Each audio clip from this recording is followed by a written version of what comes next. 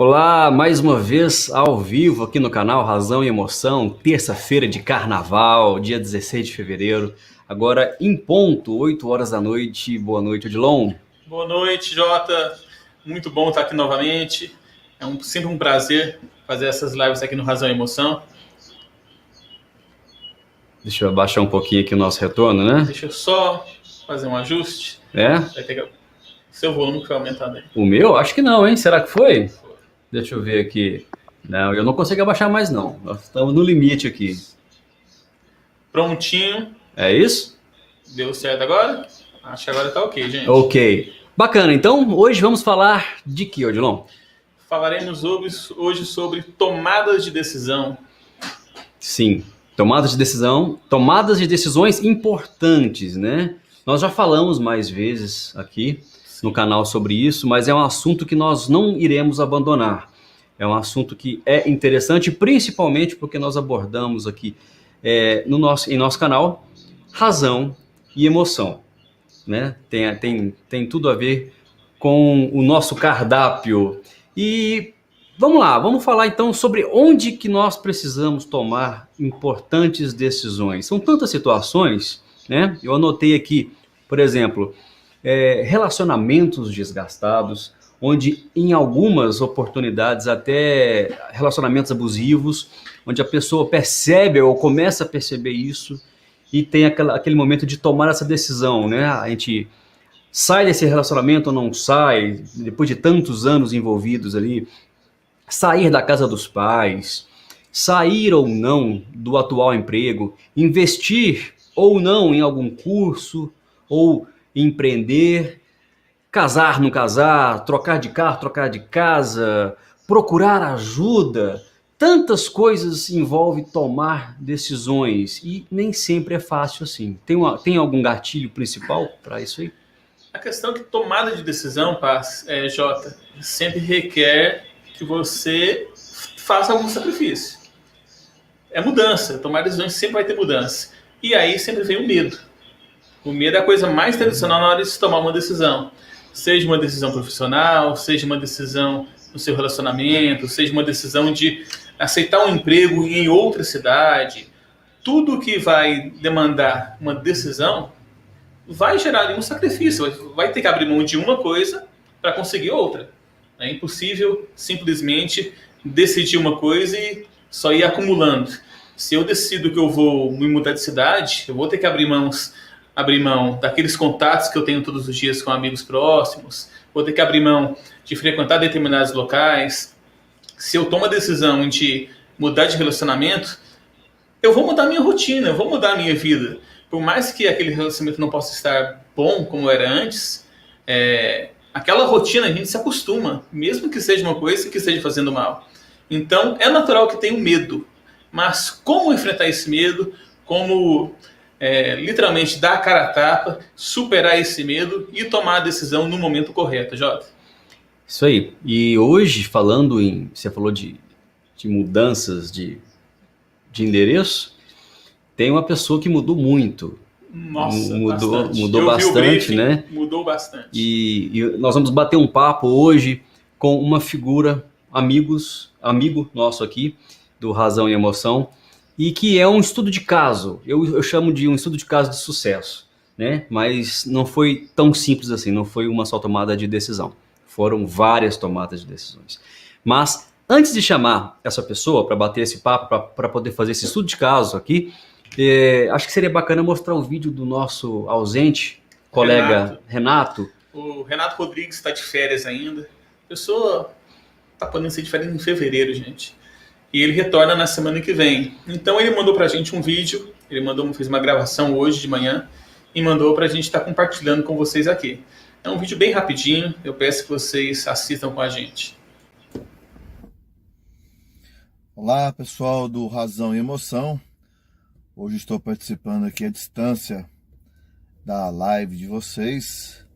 Terça-feira que vem, se Deus quiser, vai dar tudo certo, a gente está aí. E o tema de hoje é tomada de decisões.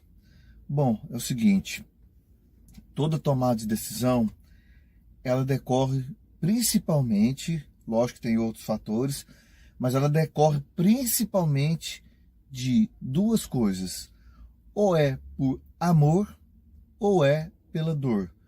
Ou seja, quando a pessoa vai ter que tomar uma decisão, alguma força além da própria decisão tem que ser atribuída. Vamos no caso do amor.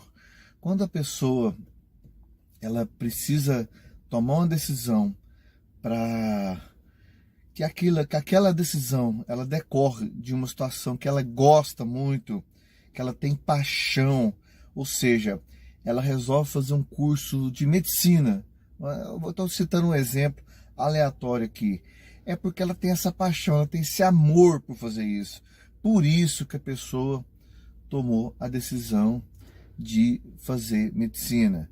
Mesma coisa, quando ela resolve fazer um concurso público, ela tem um outro motivo colocado atrás. Ela busca uma segurança decorrente de estabilidade, ela quer ter um emprego garantido, e isso é um amor a uma situação da vida. Da mesma forma também que pode estar fugindo de uma dor. Ou seja, a pessoa às vezes decide fazer a mesma coisa por um motivo diferente. Vamos citar o caso do concurso público. Ela quer fugir da dor de não ter estabilidade, ela quer fugir da dor de não ter uma garantia de emprego, e por isso ela resolve então fazer um concurso público. É lógico que outras situações, insatisfações com o que a pessoa está vivendo, às vezes também pode decorrer de algumas aceitar demais o que outras pessoas impõem, mas o principal é isso, é questão de amor ou de dor. Por isso que quando a gente vai tomar uma decisão, a gente tem que analisar o que está motivando a gente, para a gente não ter dúvida. Normalmente, quando a gente tem dúvida, é porque está faltando, está fraco o amor ou está fraca a dor. Não está incomodando, essa dor não está incomodando ao ponto da gente querer realmente tomar essa decisão. Por isso, na hora que for tomar uma decisão, analise esses aspectos para ver se realmente você está realmente motivado. Porque não adianta, tomada de decisão, ela é apenas um detalhe. É um detalhe porque a partir do momento que você tomou a decisão, você tem que ter também a convicção. Lógico, quando a gente fala de decisão no sentido forte da palavra, decisão fala assim: eu estou decidido que eu vou fazer isso aí, aconteça o que acontecer, eu vou fazer isso. E isso é uma convicção decorrente de uma força muito forte, decorrente de amor ou de dor. Por isso a pessoa tem que tomar essa decisão com bastante convicção. Para quê?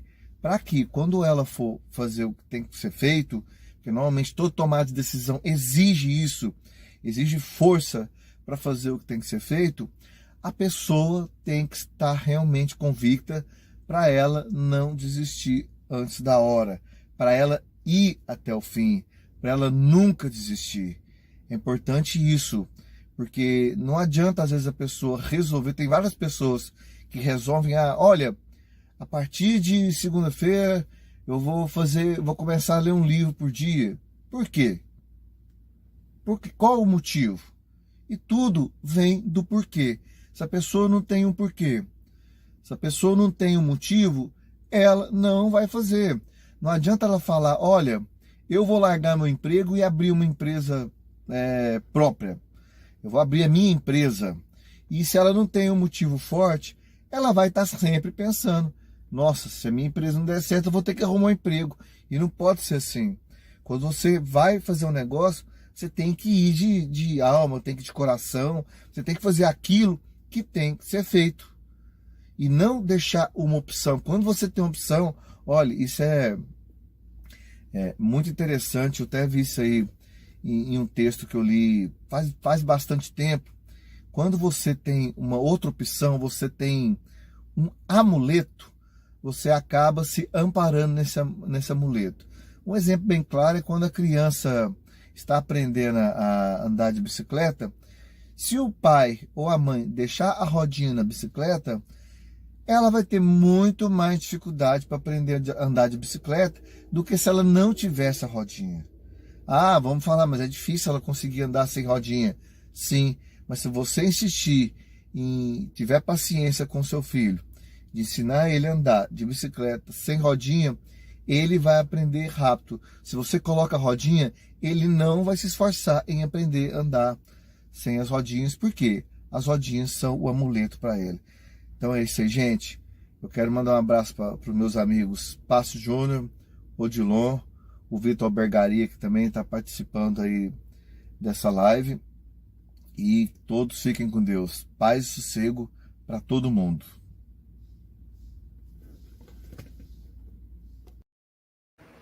Eu voltei a ser o Passes Júnior, né, Odilon? Ele voltou.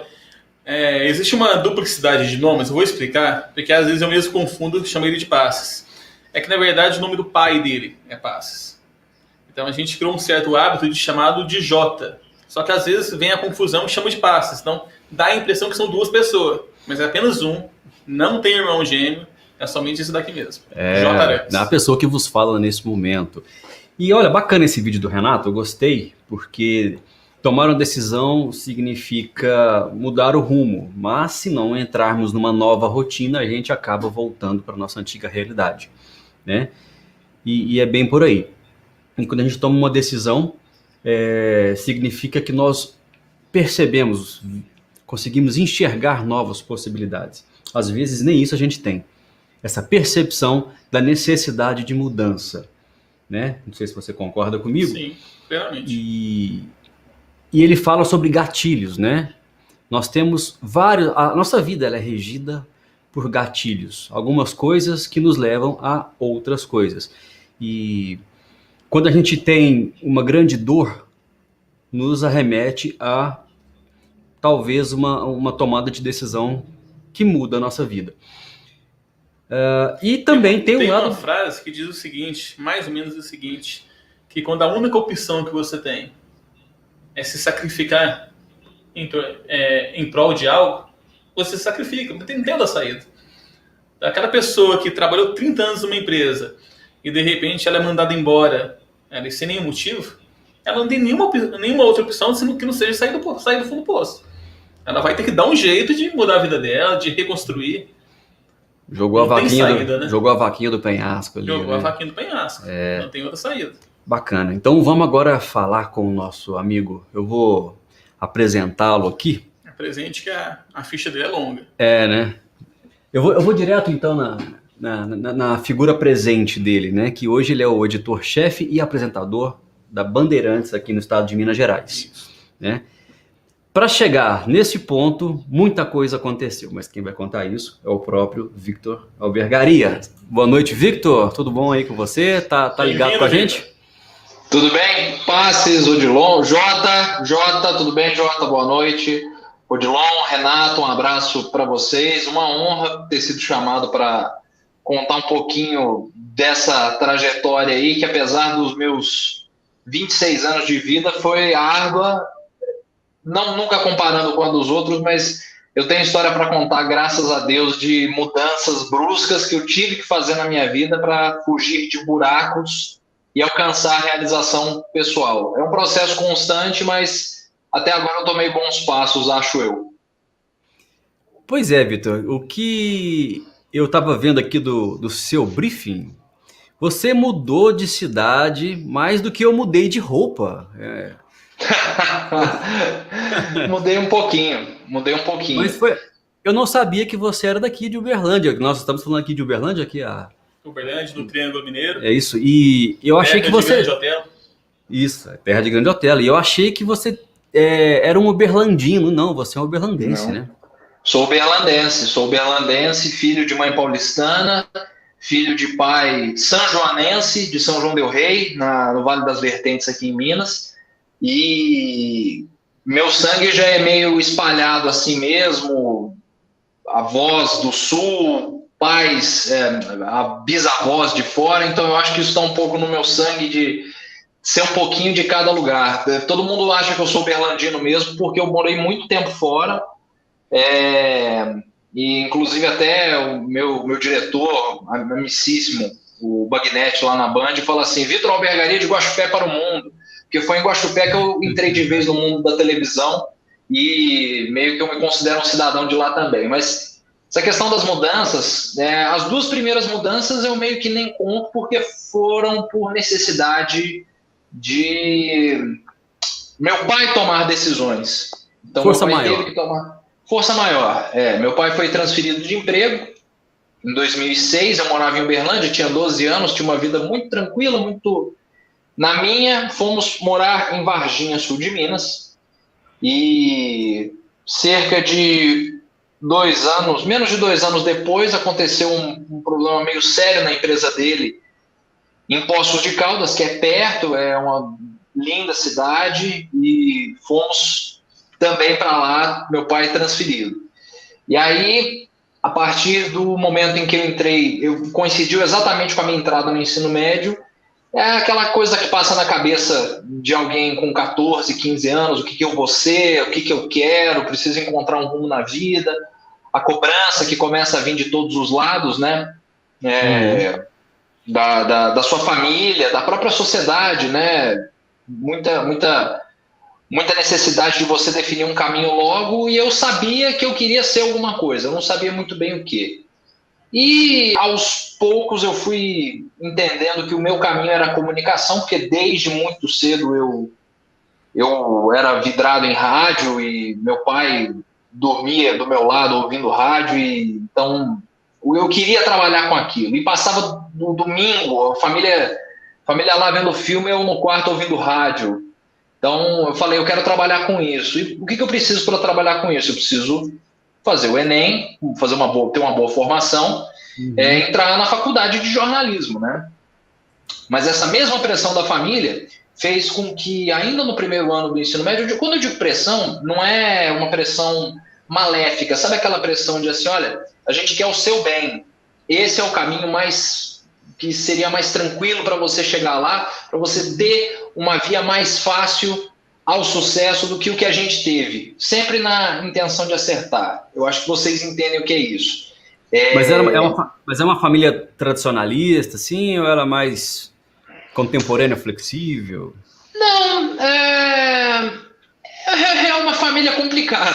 Toda família é complicada, né? Mas é uma família que, por conta inclusive da diferença de idade com meu irmão é 12 anos mais velho que eu, então ele se formou engenheiro, está muito bem, casado com 2 filhos, e então tinha um sarrafo ali, né?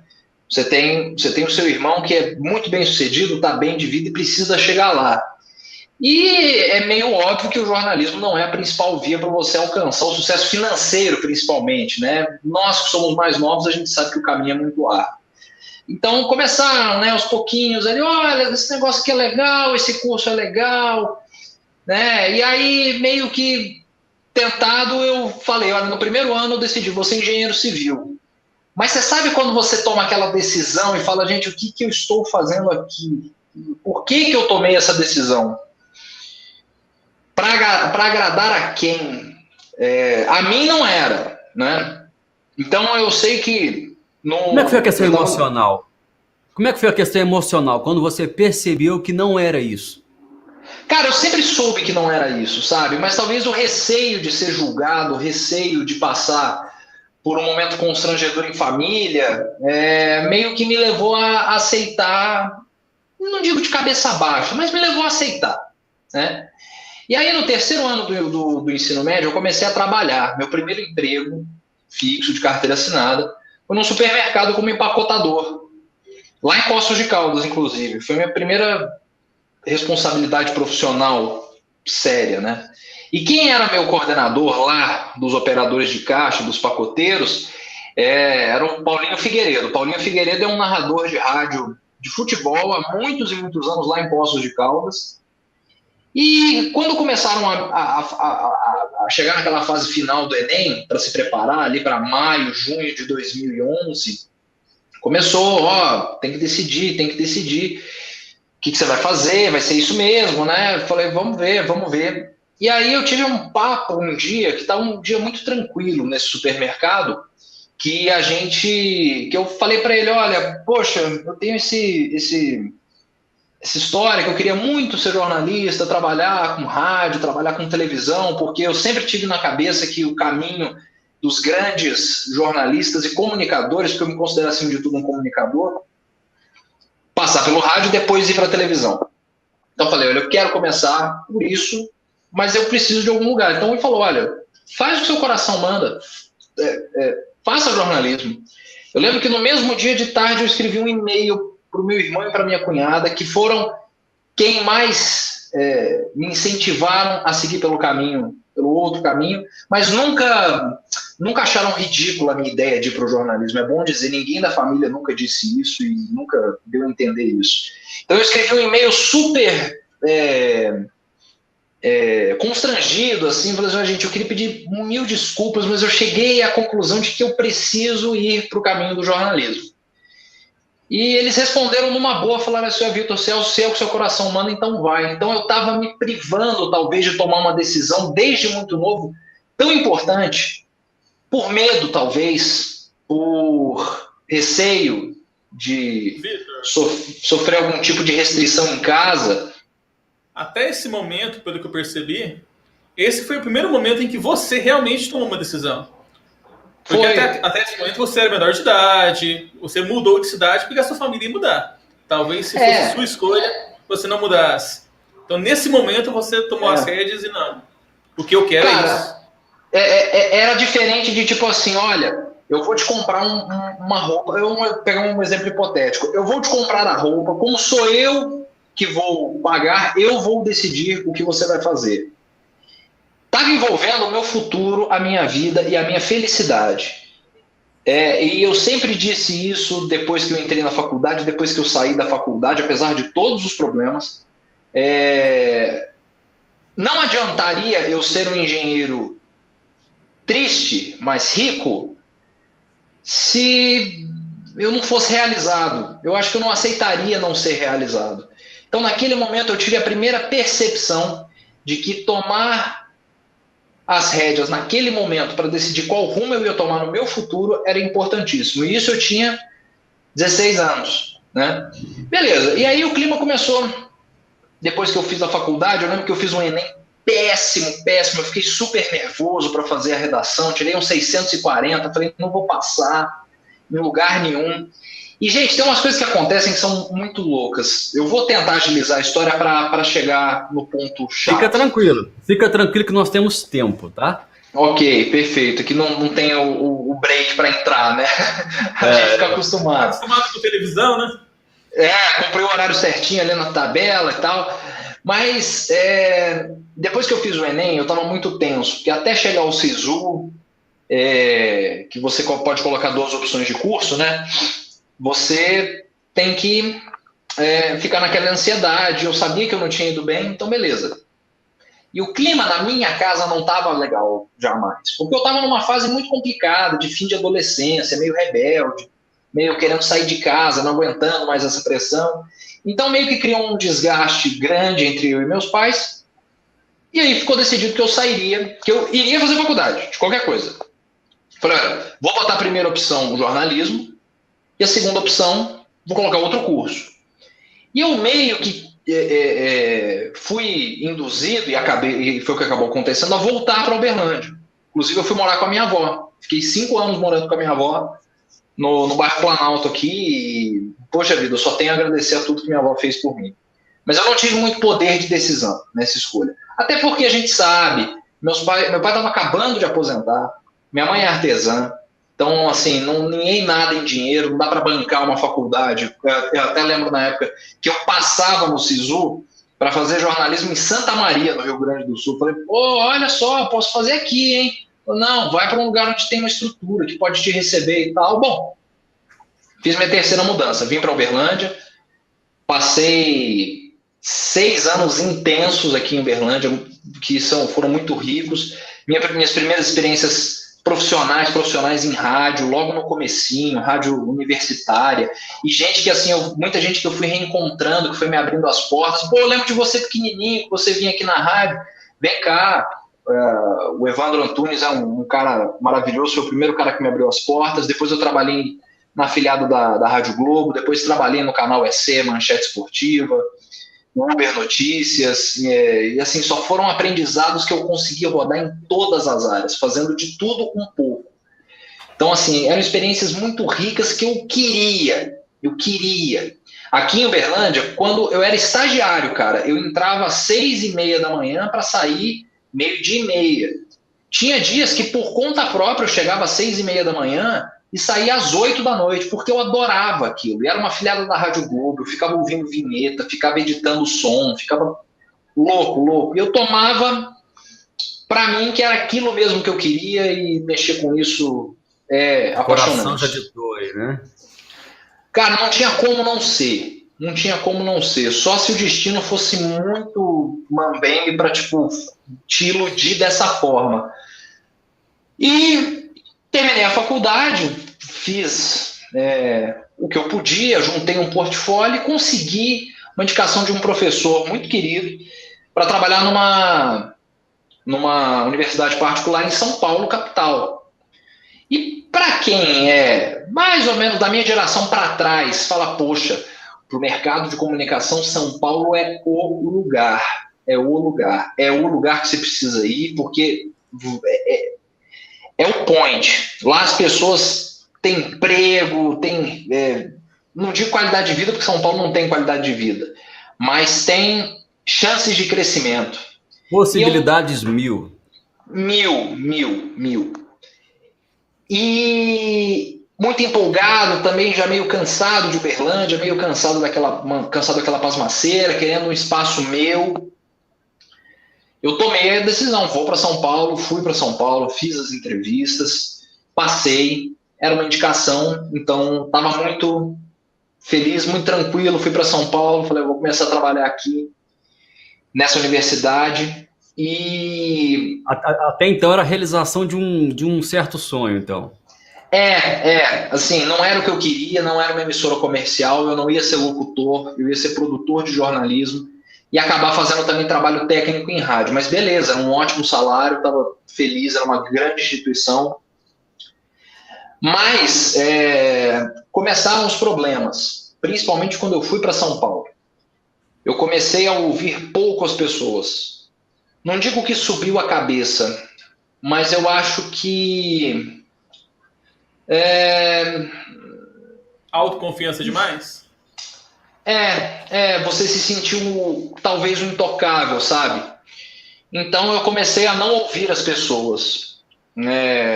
Além de algumas atitudes imaturas e tal. Eu lembro de um ponto que o meu irmão, o Arthur, que sempre me apoiou em todas as decisões que eu tomei. Eu lembro que eu estava há 20 dias em São Paulo, morando num hotelzinho, que a cama era de 1,80 m, era uma cama que não me cabia, era grudada em mármore na parede, concretada, eu não cabia na cama, e eu estava doido para ter um lugar meu. E eu lembro que eu estava com 20 dias de contratação, e ele falou assim, fica os 3 meses nesse hotelzinho aí, você vai pagar um pouco mais, mas pelo menos se acontecer alguma coisa, tá fora. Não precisa bancar com aluguel e tal. Irmão mais velho, experiência, né? Rodado pra caramba, casado, já passou por 1000 dificuldades também. Aí eu falei, não, eu tô por indicação aqui, entendeu? Eu tô fazendo meu trabalho direito, porque eu sei que eu tô fazendo meu trabalho direito. Vou alugar uma kitnet aqui perto, né? E aí fui, cara, aluguei uma kitnet que eu pagava R$1.500. Era uma kitnet, era um salãozão que ficava numa região muito valorizada de São Paulo, que era inviável, mas eu estava tranquilo, estava lá por indicação, entendeu? Eu tomei essa decisão de alugar essa kitnet. Beleza, o tempo passou, 1 mês, 2 meses, ninguém me falava nada na empresa, eu falei, tô garantido, tô bem aqui, né? E aí, quando chega na semana que ia vencer a minha experiência, bati com o meu supervisor, que eu sabia que não ia com a minha cara. Aliás, no lugar, eu já me sentia, não digo isolado, mas tipo assim, pô, esse caipira aí, entendeu? Esse moleque aí de Minas, tá? Vem aqui para São Paulo, acha que sabe mais do que a gente, entendeu? Então eu me senti excluído. O preconceito Muito. também. Então assim, e lá, cara, é uma instituição muito quadradinha, que são pessoas que estão lá já há 20 anos, desde que fundou aquele núcleo lá dentro. Então assim, é estabilidade e é isso aí. Você invadiu o território deles. Então assim, era uma estabilidade que para eles não era... Tipo assim, é um estranho que não estudou na nossa instituição, que não trabalhou com gente que a gente conhece, então, né? E o caipira somos nós, né? Pois é. É engraçado, cara. Eu me decepcionei demais com São Paulo, mas sou super aberto a voltar para lá, porque eu tô com uma outra cabeça. As decisões que eu tomei ao longo do caminho me fizeram... Total. Então, na semana que ia vencer... O gerente chegou em você, eu fiquei curioso aí. Não, na semana em que ia vencer a minha experiência, eu cheguei nele e falei assim, olha, porque eu nunca recebi um feedback do meu trabalho. Falei assim, cara, vai vencer minha experiência essa semana, queria saber se tá tudo certo e tal. E ele sempre muito soberbo, não, a gente vai conversar essa semana e tal. Uma sexta-feira, dia 6 de maio, ele me chamou numa sala, junto com uma outra produtora, porque nem o diretor do núcleo estava lá, então ele mandou me demitir. Chegou e falou, ele chegou na sala, deu um sorriso para mim, falou assim, Vitor, pois então, nós vamos encerrar o seu contrato agora, porque não é esse perfil de profissional que nós queremos. Já recolheram meu crachá, eu não consegui entrar para pegar as minhas coisas no lugar, assim, foi uma puta cena constrangedora. Foi horrível. Susto, né? Um susto. Cara, foi um baque. E aí você falando assim, cara, eu tenho um aluguel para pagar. Eu tinha, cara, 2 dias antes eu tinha decidido adotar um gato. Eu tinha acabado de pegar um bicho de estimação. E assumindo a responsabilidade de que eu bancaria tudo isso com um bom salário que eu ganharia, trabalhando direitinho. E meu mundo caiu, cara. Isso foi uma sexta-feira. Meu mundo caiu. Eu entrei numa espiral péssima. Eu sei que eu liguei para os meus pais, falei para eles. Imediatamente eles saíram de Poços de Caldas, apareceram em São Paulo no fim da tarde, ficaram comigo 10 dias dando apoio. E falando, olha, tem que reconstruir, bora lá, cabeça erguida, mas aquela chateação muito grande, sabe? E nada aparecia. Aí, depois de um mês, um grande amigo do meu pai ofereceu uma oportunidade para eu trabalhar com ele em um local de eventos que fica no extremo leste de São Paulo. Era muito longe para chegar, eu morava na região da República e ia para lá. Eu topei, falei, olha, preciso muito. Então eu mergulhei naquele mundo de trabalhar numa casa de eventos, numa região afastada de tudo, de todos, onde você não conhece ninguém, você tem que fazer o seu espaço. Nesse momento não tem muito o que fazer, você não pode escolher, você tinha que aceitar. Não. Pedi ajuda para pessoas me bateram a porta na cara, não tive resposta de currículos, até ali eu já tinha mandado muito currículo, então topei. E foi um choque de realidade muito grande, era muito difícil trabalhar lá, é gratificante, porque eu aprendi muita coisa da vida lá, mas era muito complicado. Eu trabalhava de terça a quinta, eu trabalhava de 10 da manhã às 8 da noite, almoçava lá, ficava lá o tempo inteiro, chegava em casa, descansava e no outro dia já ia. E às sextas e aos sábados, eu trabalhava do meio-dia às 5 da manhã do outro dia. Então eu trabalhava de sexta até sábado, do meio-dia de sexta até 5 da manhã de sábado, corria para casa, cochilava 3 horas, tomava um banho e voltava, para ficar até às 5, 6, 7 da manhã do outro domingo. E foi nesse ritmo por 6 meses. E eu vi saúde vai embora, né? Foi embora. Eu engordei mais de 20 quilos nesse período. Foi terrível. E uma depressão, cara. Uma depressão muito forte, assim, eu não tive o respaldo clínico para dizer que foi, mas eu me sentia muito triste, me sentia muito mal, me sentia afundado. Porque eu não tinha para onde ir. Até nesse momento, te bateu algum arrependimento de alguma decisão que você tomou até aí? Me arrependi profundamente de ter ido para São Paulo. Me arrependi profundamente porque eu fui numa condição e eu fui jogado em outra. E eu precisei crescer, cara. Eu morava sozinho. Era eu e meu bichinho, eu e meu gato. Meus pais, eles quando podiam apareciam, mas era complicado para eles também, né? Ir até São Paulo. Meu pai não é muito fã de São Paulo para chegar lá.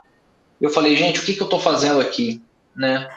E hoje, naquela época eles já me falavam, olha, vai passar, você vai olhar para trás e vai olhar com bons olhos tudo isso que aconteceu, e aconteceu.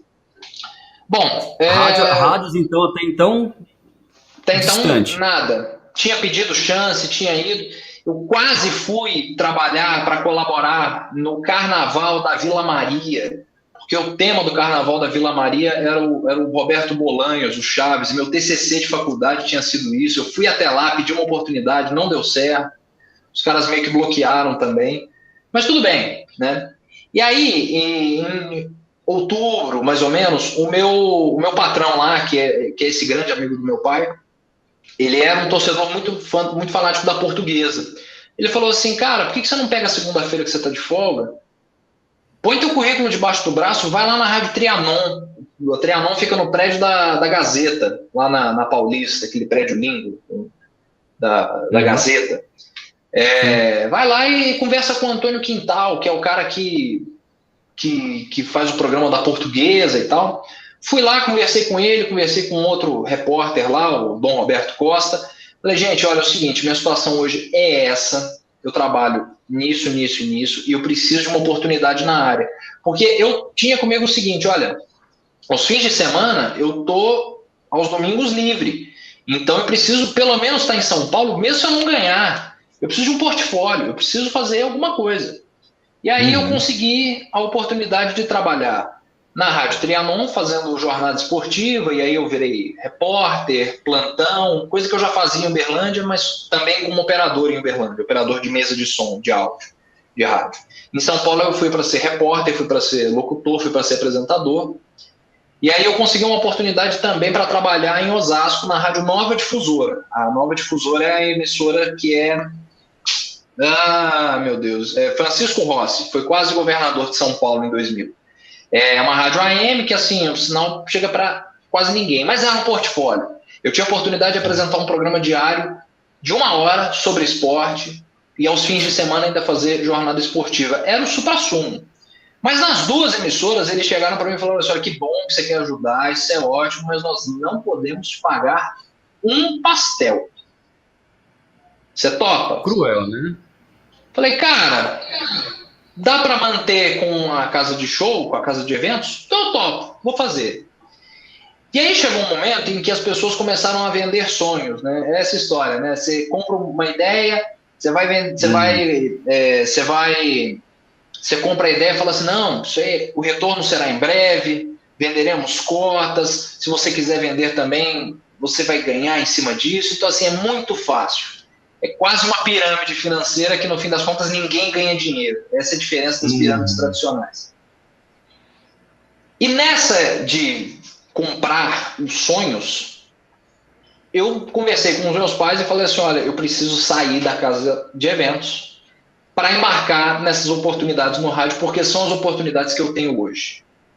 Olha, isso aí é uma decisão difícil, hein, para se tomar, né? Muito, basicamente, você estava abrindo mão de uma renda que era o que te mantinha para correr atrás de um sonho que até aquele momento seria um retorno financeiro, seria literalmente gratuito ali o trabalho. Eu ia investir. Para vocês terem uma ideia, gente, eu trabalhei 3 meses nessas duas rádios. Eu pegava quase que diariamente o metrô, o trem para ir, para voltar, e aos fins de semana ainda pagava um ônibus. E se eu estivesse atrasado, eu ainda pagava um táxi com dinheiro que eu não tinha para chegar. E aí eu lembro que eu liguei para os meus pais e falei, olha, eu tenho essa chance, mas eu preciso me dedicar a ela. Vocês me seguram a onda para eu poder deixar esse lugar e ir atrás do meu sonho?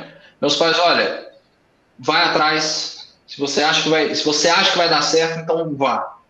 Então eu tomei a decisão, deixei a casa de show, ainda fazia Teve coisas apoio. esporádicas, tive o apoio dos meus pais, tive apoio. Ele falou assim, você já está aí, só atitudes ousadas podem fazer você sair dessa.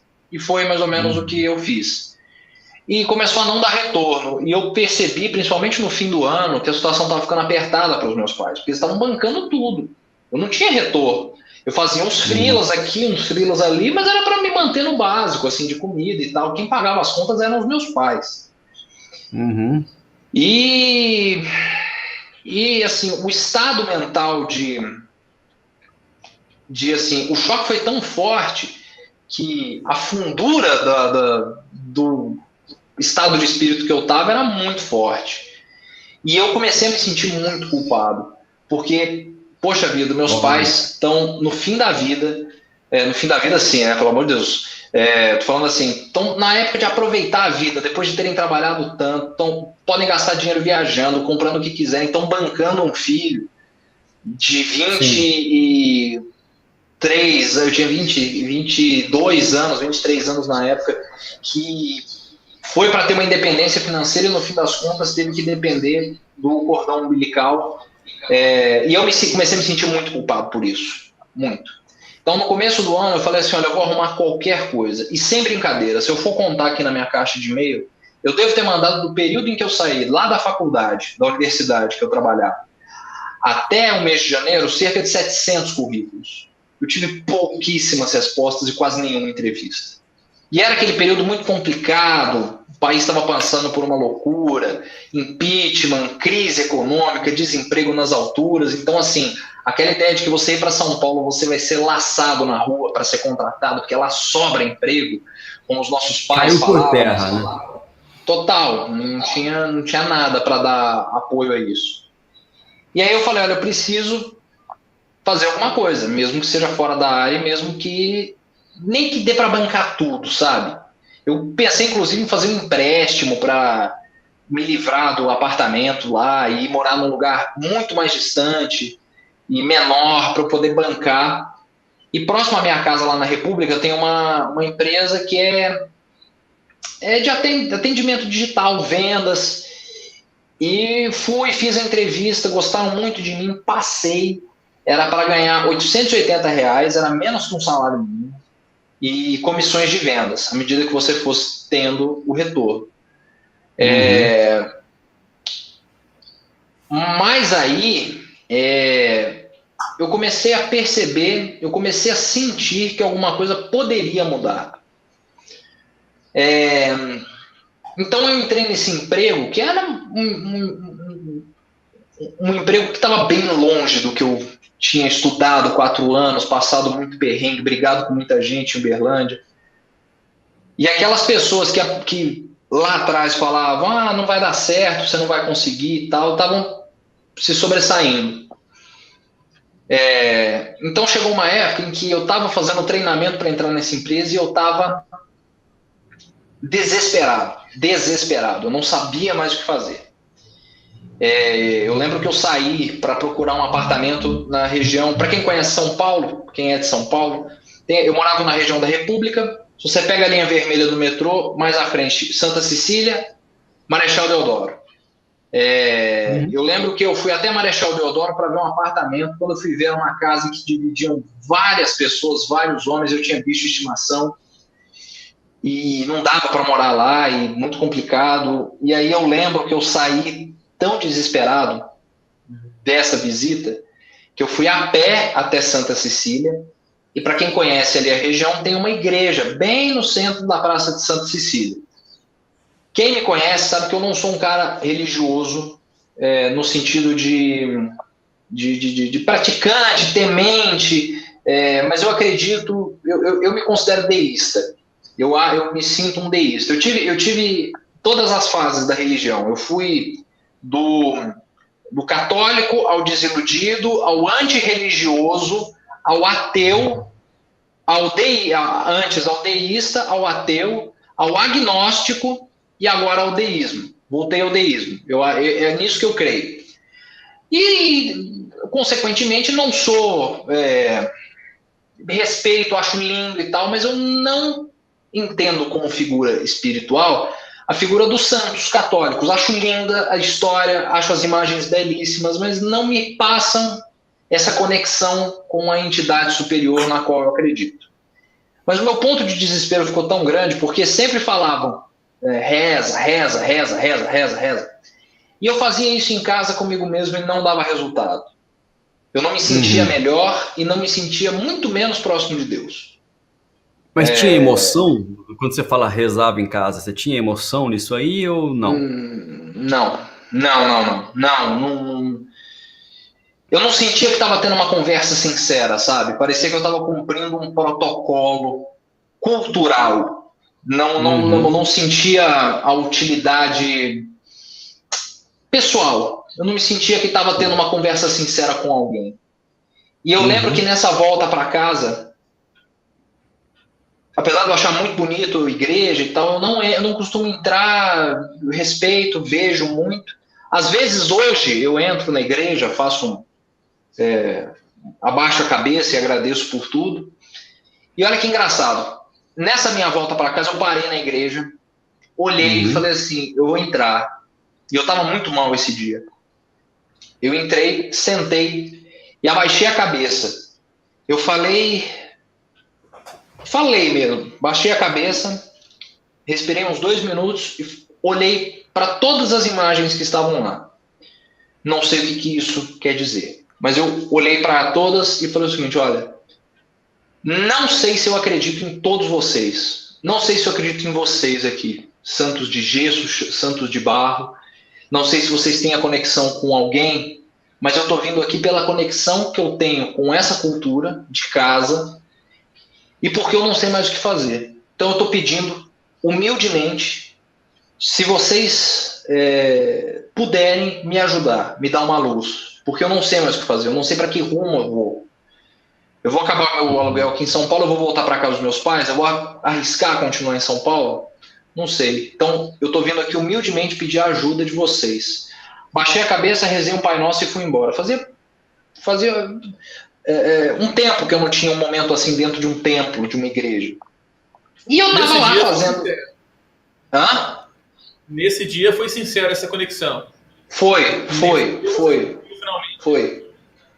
Eu desci, Odilon, daquele pedestal que eu tinha subido quando eu fui para São Paulo, da autoestima, aquele pedestal da autoestima, que acabou se tornando o pedestal do fracasso e da vergonha. Nesse período que eu tive em São Paulo, eu sumi das redes sociais, eu não respondia mensagem, não falava, porque eu passei por um momento muito ruim, eu não sabia como encarar as pessoas, falar assim, pô, eu vim para São Paulo, fui demitido e estou reconstruindo minha vida em outro lugar, em outra área. Eu não conseguia, eu não tinha maturidade para encarar isso. Então, nesse dia que eu entrei na igreja, não sei se tem uma relação com o templo em si, mas naquele dia eu fui humilde e reconheci assim, eu não sei o que rege a minha vida, mas eu estou pedindo ajuda para que essa coisa, ou esse ser, me ajude, me dê uma luz. Então, tudo bem. Continuei naquele período de treinamento lá na empresa, fica lá no bairro da Liberdade, em São Paulo. Eu sei, cara, que 2 dias depois apareceu uma oportunidade para trabalhar como comentarista freelancer num lugar lá que fazia jogos de futsal e narravam, e comentavam, e pagariam por freelas aos sábados. Só que eu tinha que trabalhar aos sábados. Então eu fui até o cara que estava me fazendo treinamento e falei, apareceu uma oportunidade, o cara falou assim, é o seguinte, se não vier em um, não vem mais. Não tem como mudar e é isso. Falei, poxa vida, então tá. Mas eu já sentia que aquele não era o meu lugar. Eu sentia que aquele espaço ali... Cara, é esquisito falar isso, mas eu sentia que ia acontecer alguma coisa. Que eu ia dar uma virada na minha vida. Eu não sei porquê. Você tem essa percepção do sexto sentido ou você estava desenvolvendo isso nesse momento? Eu normalmente tenho. Não sei até que ponto eu tenho segurança para falar isso, mas eu sinto as coisas. Eu sinto o que pode dar certo, o que pode dar errado e mudanças que podem vir. Eu acho que eu puxei isso muito da minha mãe, porque minha mãe é muito assim, ela falou, vai acontecer isso, acontece. E eu estava fazendo treinamento numa boa com as pessoas, fazendo amizade com o pessoal ali, mas eu não me sentia ali, eu estava me sentindo Sabe quando parece que você está infiltrado num lugar e logo você vai sair dali? Foi isso que eu senti. 4 dias depois, 3 dias depois aconteceu esse negócio do cara da vaga lá para fazer comentário, não conseguia fazer. 4 dias depois, eu fazia parte de um grupo de vagas no Yahoo Mail, vaga de jornalismo. E aí apareceu lá vaga para TV Sul de Guaxupé. Vaga para jornalista, TV Sul de Guaxupé. Na hora, o Tico e Teco bateu, eu falei assim, ó, Guaxupé, perto de Poços de Caldas, perto da terra dos meus pais. Se, de novo, der tudo errado, eu tenho QG em Poços, e lá eu recomeço a minha vida. Uhum. E aí, beleza. Mas assim, fiz o vídeo de forma... Eu mandei o e-mail de forma despretensiosa, porque assim, já não tinha mais esperança de que eu ia voltar para a área do jornalismo. Nesse momento eu tinha a certeza de que eu seria um desiludido com o jornalismo e não teria mais espaço. Então, essa vaga apareceu, mandei o e-mail, beleza, isso foi antes de eu ir trabalhar 2 da tarde. 5 da tarde, o diretor da TV Sul me liga, Ricardo Zayati. Falou assim, pô, eu vi seu currículo aqui e tal, é muito bom, eu vi que você tem algumas coisas, você pode gravar um vídeo para mim? Falei, posso. Fui para casa, fiz a barba correndo, gravei um vídeo no celular, mandei para ele. Depois eu descobri que ele nunca viu esse vídeo. Mas eu comecei... Aí eu comecei... Só testou a sua motivação de mandar o vídeo. Exatamente. E assim, foi muito engraçado porque eu comecei a insistir, porque eu senti que poderia dar certo. Aí, Mais beleza, uma vez foi... o sentimento. Isso, exatamente. Cara, ele é tudo. Quando você tá numa situação dessa, ele é tudo. Você tem que ter... E aí, não ter autoconfiança demais, mas saber que lá no fundo tem um cara ainda muito motivado para buscar os sonhos. E eu era novo, gente. Nessa época eu tava com 23 anos de idade. 22 para 23. Então, assim, se eu desistisse agora, não sei, acho que a vida não me daria uma segunda chance. Então, isso foi numa terça-feira. Quando ele me ligou, eu gravei o vídeo. Mentira, isso foi numa segunda-feira. Aí, beleza. Na terça-feira de tarde, ele me liga e fala assim, olha, você não quer vir cá para você fazer uma entrevista? Porque é o seguinte, eu estava morando em São Paulo, trabalhando em São Paulo, mas eu mandei o meu currículo com o endereço de Poços, que é do lado ali, né? Então o cara falou assim, pô, você pode vir... Chamar, dá um pulinho aqui, né? Você pode vir amanhã aqui pra gente conversar. Isso era umas 5h30 da tarde. Eu estava em São Paulo, falei, posso, com certeza eu posso. Falou, não, então beleza, eu te aguardo amanhã aqui às 8h30 da manhã. E naquela ânsia, né, de conseguir a vaga, acabei omitindo que eu estava realmente morando em São Paulo, mas falei, isso não vai ser empecilho. Na hora, peguei o telefone, saí da sala do treinamento, liguei pro meu pai e falei assim, ó pai, aconteceu isso, apareceu uma vaga, eu acho que é a chance que eu preciso.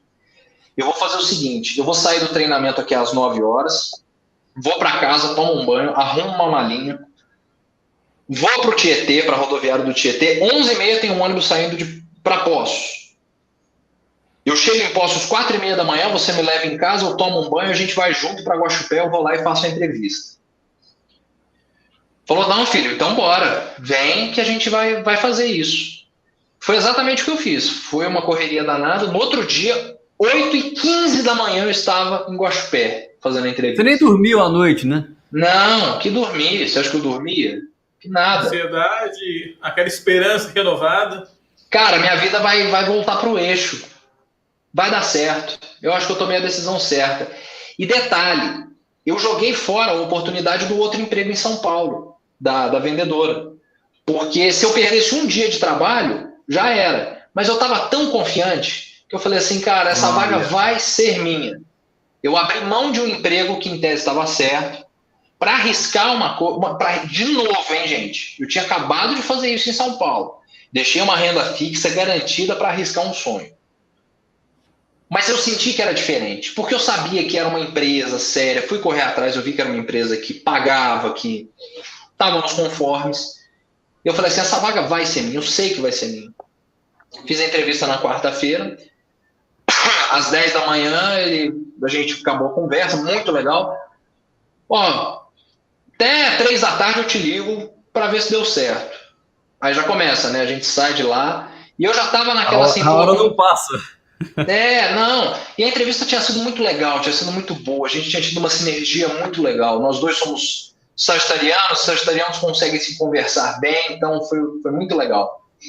E é um cara muito, muito, muito gente boa, e até hoje eu agradeço por tudo que ele fez por mim. Então eu voltei para casa naquela expectativa. Deu 3 da tarde, ele não me ligou. Deu 6 da tarde, ele não me ligou. Deu 9 da noite, ele não me ligou. Falei, vai ficar para amanhã, coitado. Devia estar soberbado de coisa para fazer. De manhã ele me liga. Deu 10 da manhã, ele não me ligou. Meio-dia, 3 da tarde, 6 horas, 9 da noite, nada. Tava entrando para minha 3ª noite sem dormir. Falei, meu Deus, o que eu faço? No outro dia de manhã, 8h30, eu liguei para ele. Falei, ô Ricardo, tudo bom? Você vai me dar uma posição? Tô no banco, já eu te ligo. 2 da tarde eu voltei de novo a ligar para ele e falei assim, ô Ricardo, e aí? Bora lá? Posso começar? Quando? Falei, não, faz o seguinte, passa aqui agora, e nesse tempo que eu estava esperando, eu estava em Poços, na casa dos meus pais. Passa aqui de tarde e aí segunda-feira você começa um período de teste aqui comigo. Falei, pai, vamos almoçar, vamos para lá, faço o que eu tenho que fazer e vamos embora. Pegamos o carro, fui para Guaxupé, comecei meio que de forma informal lá, conhecer o pessoal numa sexta-feira. Terminamos lá, falei assim, pai, bora para São Paulo, que eu preciso recolher minhas coisas, que segunda-feira eu começo aqui. Cara, e isso no período de uma semana de eu ter ido lá na igreja, pedir uma ajuda, da vaga aparecer e eu já estar me mudando. Falei, pai, vamos para São Paulo que eu preciso pegar minhas coisas. Foi tudo muito rápido, é tudo muito rápido. As coisas da minha vida são muito tipo, mude agora.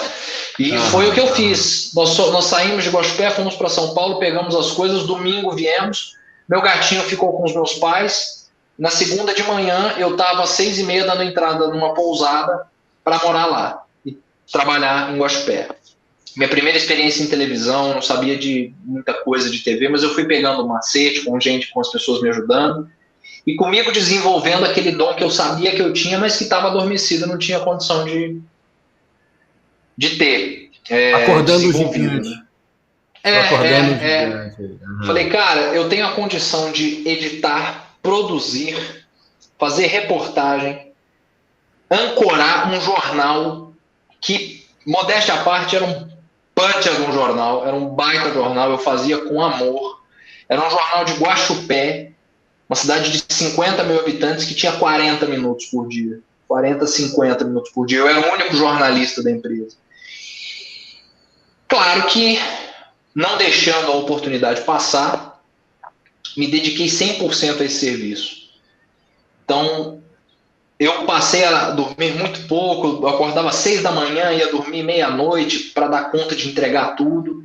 Nesse período, eu perdi os quilos que eu ganhei em São Paulo em 2 meses, e mais um pouco, eu fui até 95 quilos.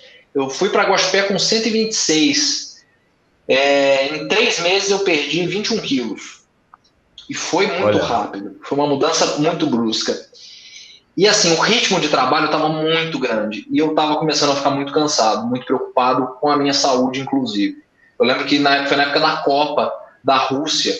Teve um jogo do Brasil que começou a me dar um mal-estar no peito, dores fortes no peito. E aí eu comecei a me preocupar. Falei assim, olha, minha saúde pode estar pedindo arrego pelo tanto que eu estou trabalhando. Você sentiu o sinal no corpo, né? No corpo. O termômetro que nós temos. O alerta. No corpo. E eu sempre fui um cara, gente, não parece, mas eu sou um cara muito tímido, muito sozinho. Eu sempre tive poucos amigos próximos. Eu tenho muitos conhecidos, tenho gente que eu tenho um carinho enorme, mas amigo próximo eu tinha pouquíssimo. E tinha problema também, até eu estar com a minha atual companheira, eu tinha muito problema de relacionamento. Então eu tinha bloqueio com todo mundo e não sabia como lidar com as pessoas. Isso foi um problema muito sério que eu tive que, aos poucos, e ainda estou tentando resolver. Inclusive é uma das razões para eu ser meio averso a redes sociais e a cólera que emana das redes sociais às vezes, e isso me bloqueia um pouco, mas eu estou trabalhando um pouco sobre isso. Então eu me sentia muito sozinho, Guaxupé. E eu falava, olha, o despertador está para tocar aqui também. Eu comecei a perceber, comecei a me questionar e questionar com a entidade que eu tinha voltado a crer por tudo aquilo que aconteceu em São Paulo e por em Guaxupé ter um bispo, que era o bispo Dom Inácio, que era uma figura muito, muito querida na cidade, já tinha morrido há mais de 50 anos e que as pessoas tinham uma fé muito grande nele. E quando eu cheguei lá, eu me senti abraçado por essa cultura. E eu falei, olha, em alguma coisa eu tenho que acreditar. Depois do que tem acontecido comigo, em alguma coisa eu preciso acreditar. E eu preciso me espelhar em alguma coisa, em alguma entidade boa para alcançar os meus objetivos.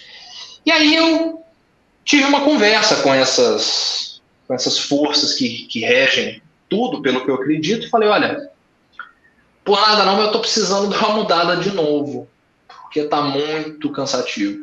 Está muito cansativo e eu não sei se eu vou aguentar e até quando eu vou aguentar. E eu estava com uma boa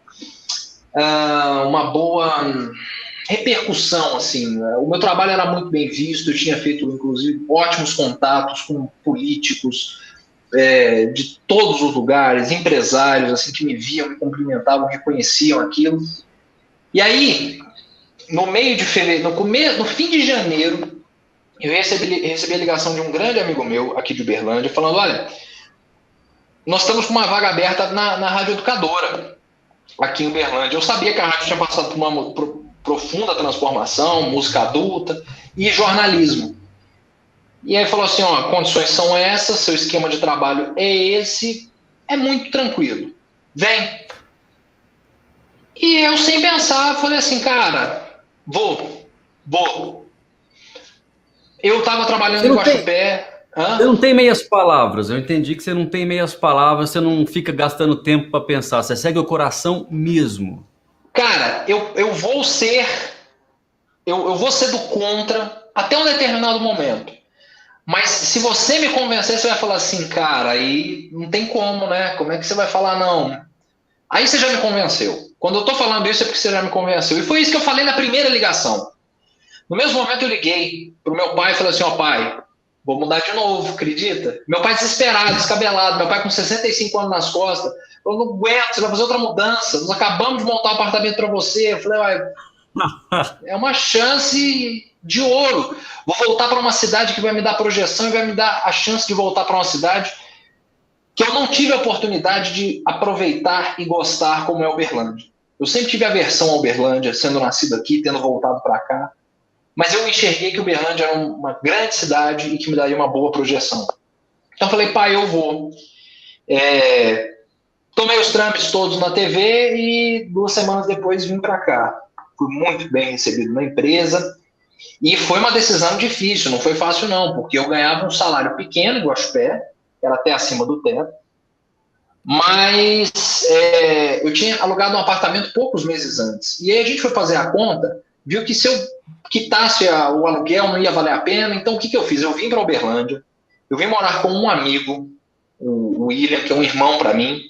Então eu vim bancar parte das contas da casa e vim bancando também o aluguel de Guaxupé. E eu sabia disso quando eu cheguei, então eu falei, olha, vai ser um período barra, né?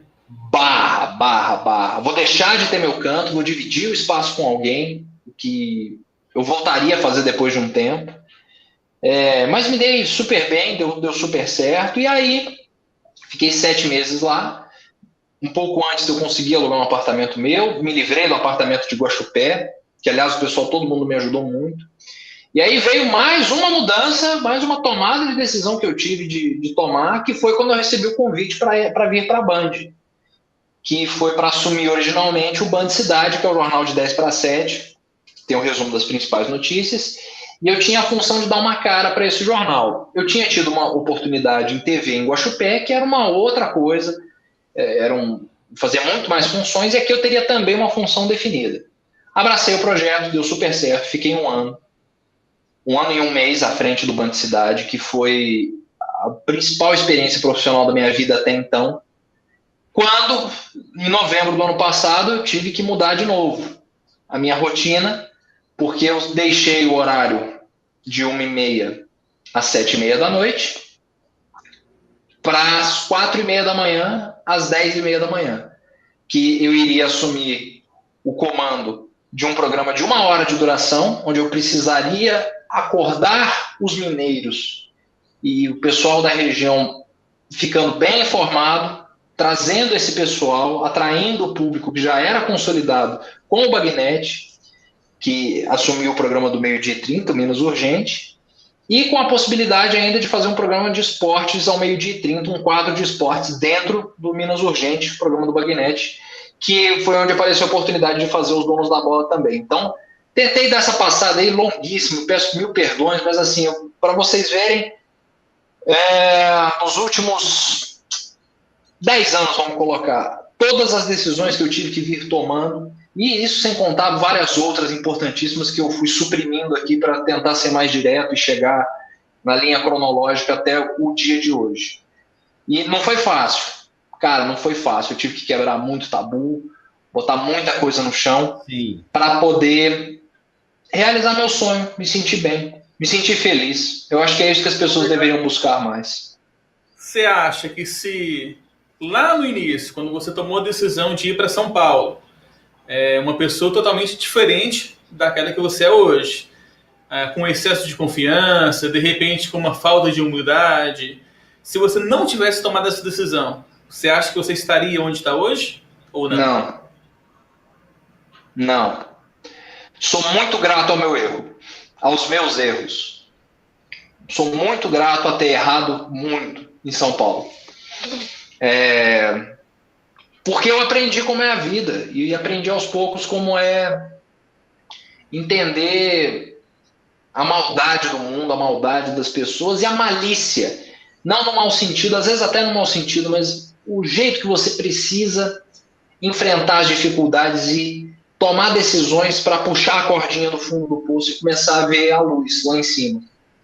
Mas eu sou muito grato, cara, por ter errado. Muito grato por ter tomado decisões erradas. Não faria elas de novo, mas eu sou um cara que costuma... Não sei se isso é soberba, mas eu sou um cara que não costuma me arrepender das decisões que eu tomo. Se naquele momento eu enxerguei que era a decisão correta, eu vou entender que, se no fim das contas der errado, deu errado. A vida é assim, certos e erros, o tempo inteiro. Mas aquele golpe duro que eu tive de cair daquele pedestal da arrogância, da autoestima, foi fundamental para hoje eu me sentir uma pessoa melhor também. Eu tenho pessoas muito queridas ao meu redor que eu sei que partilham, vocês são algumas dessas pessoas também, que eu sei que partilhamos de um carinho muito recíproco e muito sincero. Vocês me conhecem, vocês sabem que eu não sou de ficar fingindo amizade, não sou de ficar fingindo, olha, eu sou bom, sou meio assim, então, sou um cara extremamente sem vaidade nenhuma, zero, e reconhecer que mesmo quando você... Por isso que quando no começo você estava fazendo a apresentação, Passes, o caminho, as decisões para o sucesso, eu nem gosto de dizer que alcancei o sucesso, alcancei um bem-estar profissional muito forte. E se eu cumpro a minha missão de passar notícia para as pessoas, todo dia, e as pessoas entenderem, aí para mim é um sucesso. Mas não subo nesse degrau mais alto aí, que a queda é mais alta, né? Então eu sou muito tranquilo. Quando eu falo sucesso, Vitor, eu falo você está numa condição desejada, hoje você está feliz, porque o sucesso nada mais é do que tá fazendo o que gosta, tá sendo feliz nesse momento. E você teve uma vida intensa, né?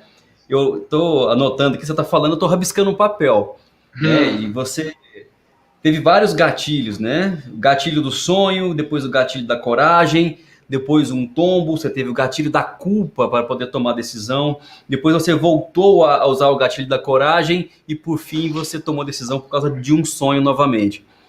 Então são gatilhos que não são qualquer coisa, né? A sua vida é realmente intensa. E eu já anotei tanta coisa, rabisquei tanta coisa aqui. Resumindo, você age diretamente e indiretamente consultando seu coração. Mesmo que faça tabela com questões religiosas, né, credos e entidades, mas isso é reflexo do que você tem no seu coração, né? Às vezes a pessoa é mais racional, às vezes a pessoa é mais sentimental. Você une bem essas duas coisas, né? a gente aprende um pouquinho, né? Depois de tantas ciladas que você tem que resolver ali, como se fosse uma fase de videogame que você está andando por uma mata e você tem 3 segundos para apertar o triângulo ou o X. E aí você tem que tomar essa decisão, porque senão a chance pode passar por você e Exato. talvez você se arrependa depois. Eu falei Exatamente. que não me arrependo, mas eu já não sei como é que seria a minha vida se eu não tivesse tomado essas decisões todas. Isso de aliar o coração com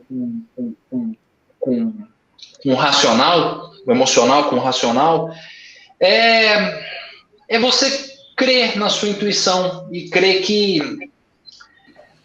tudo aquilo que você alimentou durante sua vida não é em vão, não é para te jogar lá embaixo. Então, mesmo com uma dificuldade muito forte, 2, 3, 4, 10 dificuldades que vão te botar no chão se for preciso para você se levantar, olhar para frente, olhar para o chão primeiramente, né, porque você fica de cabeça baixa até aprender, e aí começar a encarar de frente tudo isso. Depende do coração. Se não tiver coração, não sou eu.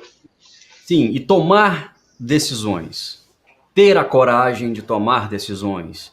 Porque uma pessoa que tem o hábito, porque isso se torna, infelizmente, um hábito de não tomar decisões, acaba que ela acha também normal conviver com fracasso. Né? Eu acho que é mais ou menos por aí. E olha só que frases, eu até tinha anotado 2 frases aqui, eu tinha optado por não lê-las, né? Mas agora eu vou ler assim. Posso? Você me permite aqui para a gente poder chegar nesse finalmente do nosso bate-papo? Né? Porque você buscou sempre seu coração, então acho que tem a ver. Onde estão... Opa! Deixa eu fechar aqui. Entrou um Instagram na minha cara aqui. Dá licença, cara.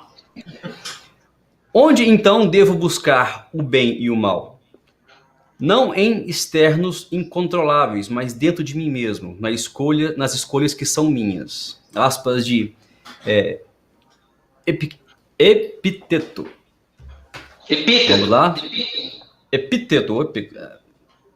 Nós estamos falando aqui da antiga cultura,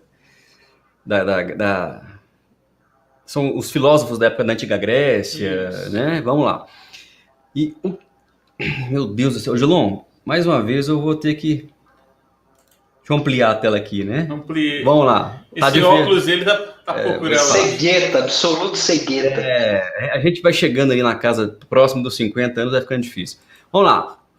Aspas agora para o Pedro Calabres, né? O que é mais fácil, levantar a bunda da cadeira e fazer alguma coisa ou arrumar algum culpado para justificar as razões pelas quais nós não estamos agindo, né? Porque quando a gente percebe que alguém está se justificando demais é porque ela não está agindo. Isso aí é notório, né? E como eu te conheço bem, já tem um tempo, você não fica se justificando. Você levanta a bunda da cadeira e faz alguma coisa. E por isso que é uma das pessoas que eu miro muito, me espelho muito, tá? É bom que você saiba disso. É bom chegar nesse final do programa para poder dizer isso, que eu sou fã de poucas pessoas e algumas dessas pessoas são amigos meus. Não, você vê um garoto, porque ele é muito jovem ainda, o Vitor. O garoto que podia ter seguido o conselho dos pais, que queriam o melhor para ele, que podia ser hoje um engenheiro infeliz. Ele deu a cara a tapa, correu riscos, tomou decisões que ele errou, mas não se abateu por isso, levantou a cabeça, tomou outras decisões, correu riscos, e hoje está literalmente no local que ele precisa estar, fazendo sucesso, sendo incrivelmente respeitado no trabalho dele, se tornando referência aqui na cidade, aqui na região. Então é muito bom ver isso, é muito bom saber que a gente cruzou com ele lá no Manchete Esportiva, no canal EC, e ver que ele literalmente deslanchou. Tem uma frase do Napoleão Hill que diz que o homem é tão grande quanto o tamanho do seu pensamento. Eu acho que isso resume bastante o Vitor. Ele pensa alto, ele sabe que ele vai chegar longe, ele sabe que o jornalismo é o lugar dele e ele não desistiu, independente dos tropeços, das pedras que surgiram pelo caminho. É isso aí. Tem algum comentário, pergunta de internauta para a gente passar essa régua aqui Temos hoje? vários comentários. Eu vou um pouco na tela, vamos dando uma pincelada. Eu vou ler porque você está assim. Nossa, agora que ficou pequeno mesmo, eu não vou arriscar ler isso aqui. Não. Vai lá, lê para mim. O Paulo Augusto comentou o seguinte: mudar dá medo sempre. O maior problema para mim é o arrependimento caso dê errado a mudança. Isso Realmente, lidar com arrependimento é algo muito importante, porque se você sente arrependimento, ao invés de ver aquilo como uma experiência, que foi o que o Victor fez, ele aprendeu com os erros, a gente acaba carregando uma culpa e acaba muitas vezes travando, né? Fica difícil tomar outras decisões.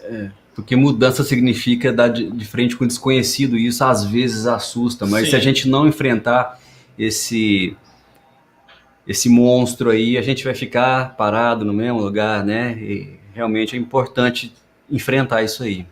Lê o resto aí, eu não vou ler não. O Jefferson escreveu como se tornar motivado. O Vitor tinha falado lá no início sobre motivação. Eu vou deixar isso para você, Vitor. Como se tornar motivado? O que te motiva? A motivação que eu acho que eu sempre tive foi a felicidade. Foi tomar as atitudes necessárias. E a gente, quando é mais novo, né, a gente acha que a felicidade é o único objetivo e que chegar até lá é muito fácil. O percurso é muito tranquilo, que vai todo mundo te apoiar, que as coisas vão andar perfeitamente do jeito que você quer até você chegar lá. E os percalços durante o caminho vão desmotivando, é óbvio que vão desmotivando. Essa tomada toda de decisões que eu fui tendo ao longo do tempo, cara, se elas tivessem começado a dar só errado, talvez eu ficaria mesmo desmotivado e teria largado de vez o jornalismo como eu cogitei. Eu ia trabalhar com telemarketing em São Paulo. Eu não tinha mais expectativa nenhuma. Mas o que me motivou foi me ouvir. Saber o que Bacana. eu queria. Que o lugar que eu deveria estar não era esse. Que era uma etapa, é uma escada. A vida é uma escada, gente. Tem hora que você vai você vai descer um degrau de volta, tem hora que você vai subir mais 3, volta 2, volta mais 4, vai voltando, vai subindo até você ir conseguindo. O que tem que te motivar a chegar lá em cima. E o que é lá em cima? Aí vai de cada um. É a sua felicidade, poder criar bem a sua família, poder agradar os seus pais, não sei, vai de cada um. O que te mantém motivado é aquilo que te faz tomar as decisões. Porque ninguém toma decisão à toa. Tomei essa decisão. Mas as decisões certas, o objetivo principal é o que deve te guiar. É isso que tem que te deixar motivado. E vai de cada um. O bom é que você fala que a vida é uma escada. O interessante é que mesmo que você cair da escada, ela continua. Então você pode subir de novo. Independente do tombo. Os passos estão lá. Quem dá os passos é você. A Selma Dias, que história sensacional. Eu concordo plenamente com ela. Quando eu recebi o briefing, eu pensei, gente, com essa idade... Aquele áudio maluco de 10 minutos, vocês ouviram esse áudio? Vocês são doidos. Ouvi 2 vezes. Duas vezes. Ouvi de novo agora, foi ótimo. Só que agora teve detalhes, teve riqueza de detalhes. 70 minutos. Ótimo. Suelaine Araújo. Escolher a profissão que ama define o resto de nossas vidas. Concordo. Plenamente. Inclusive por questão financeira, porque no começo do nosso papo aqui falávamos do quê? Do medo do que traria ou não uma estabilidade financeira. Eu acredito muito que se a gente fizer uma faculdade de algo que a gente não gosta, pensando em dinheiro, o dinheiro não vem. Não. O magnetismo está no nosso coração, né? E se a gente fizer qualquer coisa que parece que... Qualquer coisa que faz sentido pra gente, qualquer coisa que seja o nosso propósito, o dinheiro se torna uma consequência. E não estou falando de ficar rico, não é isso, não estou falando disso, tá? Não. Eu estou dizendo de ter uma tranquilidade para viver do jeito que a gente quer. De alcançar as suas realizações também materiais. A gente é humano, a gente merece. ter esse objetivo, ter esses alvos. Sim. A gente merece. Pergunta interessante da Marcinha. Você fez inúmeras escolhas e, pelo que vejo, a sua família nunca jogou na sua cara alguma escolha errada. Isso é muito importante. Apoio. Não é uma pergunta, é uma afirmação. É uma afirmação, na verdade, né? Nunca, Marcinho. Realmente, o apoio da família, o apoio, seja da esposa, do marido, da família, dos irmãos, ele é muito importante. Tem uma história do Rossandro Klinger que ele fala que, quando ele tinha 20 e poucos anos, o Rossandro, não sei se você conhece, é um psicólogo muito respeitado, palestrante. Klinger, e sim. quando ele tinha 20 e poucos anos, ele decidiu sair de casa. E a mãe dele falou para ele não fazer isso. E, passado alguns meses, ele se viu à beira do suicídio. Ele chegou na sacada do apartamento dele, disposto a pular, e só não fez isso por causa da religião dele. E quando ele voltou para casa, dizendo para a mãe dele e para o irmão que tudo deu errado, a única coisa que eles fizeram foi colocá-lo no colo e ficar em silêncio. Então, isso é muito interessante, importante. O respeito pela falha da pessoa, pelos erros, pelas escolhas erradas, e esse apoio que, se ele não vem da família, se ele não vem das pessoas que mais amam ele, aí realmente fica complicado continuar em frente. Esse próximo aí, acho que o Vitor conhece bem, né? Você queria... Te interrompi, Vitor? Desculpa. Não. Pro Evandro pode. Que isso? Muito bacana. Parabéns, o Evandro Júnior. Você ia comentar sobre a Marcinha? Nosso brother. Não, é justamente essa questão de apoio mesmo, que eu acho que é fundamental. E apesar de todos os problemas que eu tive, da aborrecência chata que todos nós passamos, e a gente sempre acha que tem a razão e que vai bater de frente com os nossos pais e vamos estar sempre certos, que nossos pais são antiquados, bobos, e aí a gente vê que não é assim, que eles só querem o nosso bem. Mas mesmo lá atrás, eu sempre soube argumentar e sempre soube botar o meu ponto de vista de forma muito respeitosa. Quando eu tive uma conversa no quarto dos meus pais dormindo quase, e a gente conversando, e eu conversando por que eu ia fazer jornalismo, e eles entendendo, eu com 16 anos, apesar de todo o clima bélico que tinha, a gente teve uma conversa de respeito, porque eu soube explicar para eles, olha, é meu sonho, eu acho que eu vou conseguir, e eles me apoiaram. Quando eu tomei todas as decisões em Uberlândia, eles estavam do meu lado. Apesar de percalços também que vão acontecer sempre. Família é isso. Mesmo que seja um núcleo familiar, mesmo que seja a instituição mais importante da vida de uma pessoa, são várias pessoas diferentes, as pessoas não são iguais e é óbvio que elas não vão achar as coisas igual a você. Mas, havendo respeito e havendo o trabalho da instituição família, o pai vai sempre apoiar o filho vai apoiar o pai, a mãe vai apoiar o marido e todo mundo vai se apoiar. Porque se há o respeito, acima de tudo, na instituição familiar, é um núcleo unido. E eu digo que apesar de todos os problemas que a minha família tem, como todas as famílias têm, nós somos muito unidos, justamente porque, pelo menos no meu caso, eu posso dizer, eu sempre fui apoiado por todo mundo porque eu tentava provar que eu tinha meu ponto de vista. E acho que é por isso que eu ainda estou aqui. Por eles eu também faço isso. Complementando a mensagem do Evandro, o pior arrependimento é por algo que não foi feito. Perfeito. Qual que é o nome do seu irmão, Vitor? Arthur. Você é muito emotivo? Um pouco. Um pouquinho. É porque tem uma mensagem aqui do Arthur Albergaria. Temos muito orgulho de você. Rapaz.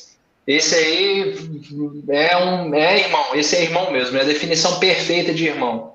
E ele tem também a definição perfeita de família. Ele me ensinou muito também o que é família quando ele constituiu a dele. É um parceirão, Arthur.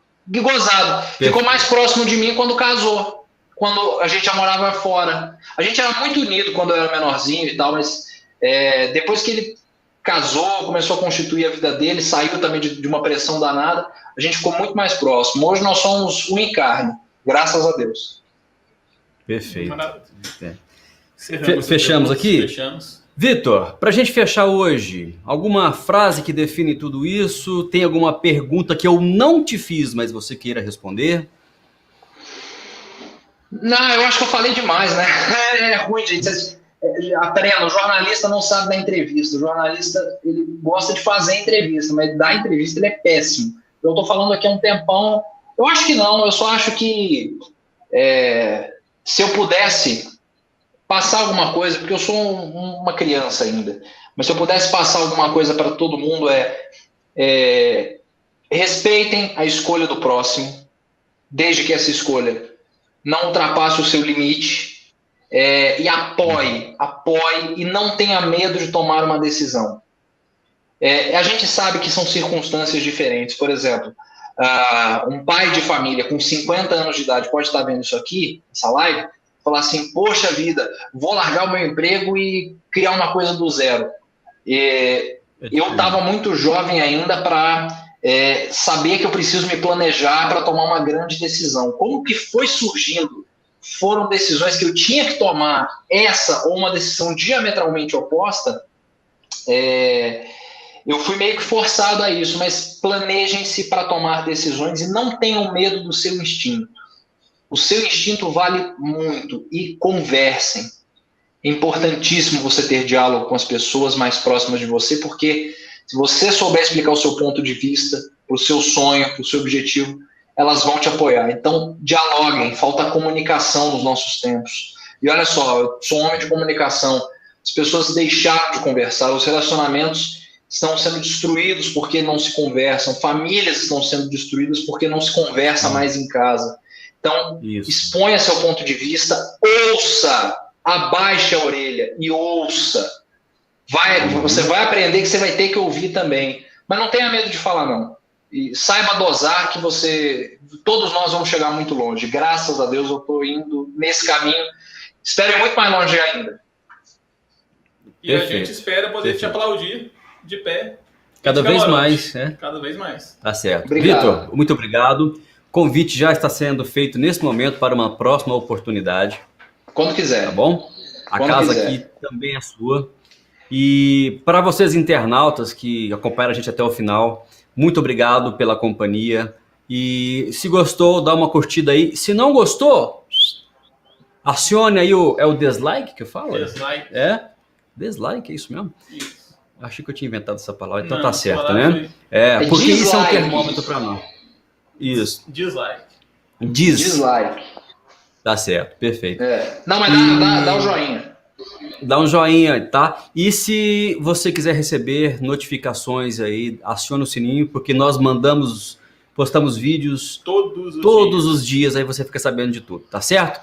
Então, até a próxima terça-feira, 8 horas da noite, com mais uma live falando sobre razão e emoção.